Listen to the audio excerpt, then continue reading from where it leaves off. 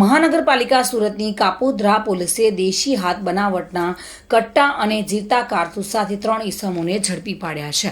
પોલીસે આરોપીઓ પાસેથી દેશી હાથ બનાવટના 2 કટ્ટા, 3 જીવતા કારતૂસ અને મોબાઈલ તથા એક રિક્ષા મળીને કુલ 3,20,000થી વધુનો મુદ્દામાલ કબજે કર્યો છે। આરોપી દેશી કટ્ટા સાથે 840 કિલોમીટરનું અંતર અલગ અલગ વાહનોમાં કાપીને સુરત પહોંચ્યો હતો। જોકે પોલીસે બંદૂક આપનાર 2 ઈસમોને વોન્ટેડ જાહેર કર્યા છે અને આ 3 ઈસમોને ઝડપીને આગળની કાર્યવાહી હાથ ધરી છે।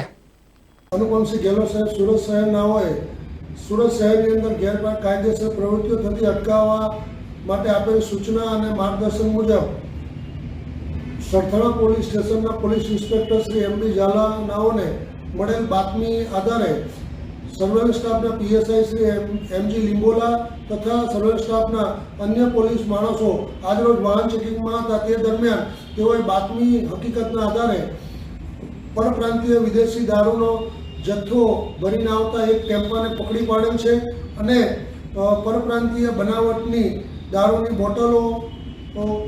બોટલો જેની કિંમત આશરે રૂપિયા 1,50,000ની આજુબાજુનો કુલ મુદ્દામાલ હસ્તગત કરવામાં આવેલ છે અને ટેમ્પો GJ12AZ 5223ને પણ કબજે કરવામાં આવેલ છે।